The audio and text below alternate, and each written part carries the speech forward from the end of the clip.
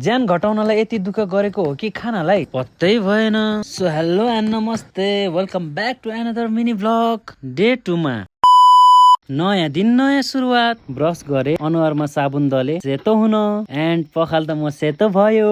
Walk गर्दै यत्रो उकालोमा, त्यसपछि फेरि पुलमा। यसरी एउटै कुरा देखाउँदा अल्छी पो लाग्ने हो कि हजुरहरूलाई लागे मलाई के को मतलब मुला। एक्सर्साइज त एउटै हो, पछाडिको ठाउँ मात्र चेन्ज छ। यसरी मेरो भिडियो हेरेर मोटिभेसन हुन्छ भने म गरिरहने छु। एकै दिनमा केही हुँदैन, तर एक दिन अवश्य हुन्छ। मेहनत गर्न चाहिँ नछोड्नु। त्यही सोचले म पनि अगाडि बढ्दैछु। आज घर जान ढिलो भएको जस्तो लाग्यो, त्यसैले घरमा गए मोटो ज्यान फ्लेक्स गर्दैछु, 6 प्याक वाला। त्यसपछि खाना खाए, दिउँसोतिर फेरि फ्राई खाना खाए, एकछिन पछि यो बौद्धमा पाउने झोल फेरि खाए। यति खाँदा त घट्ने होइन, अझै 200 केजी पो हुन्छ जस्तो लाग्यो।